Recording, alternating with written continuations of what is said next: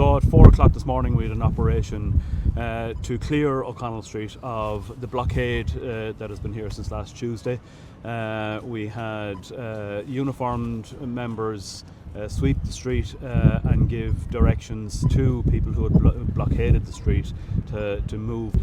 We did that successfully. We had also plainclothes members from the crime unit, we had public order unit, we had the operational support unit with dogs and horses as well. The blockaders who had positioned their tractors and lorries on the street were very compliant when we directed them to move. Many of the trucks and tractors have been moved, and the people who were blockading the street have dispersed as well. For various reasons, owners and drivers haven't been able to move those, and we will be talking to them over the next 12 to 24 hours to ensure that they are moved as soon as possible. O'Connell Street at the moment is in lockdown, and we will be having a graduated opening of that, and we'll be assessing that throughout the morning and throughout the day. We do expect an impact on movement, on public transport and access to O'Connell Street, but we hope that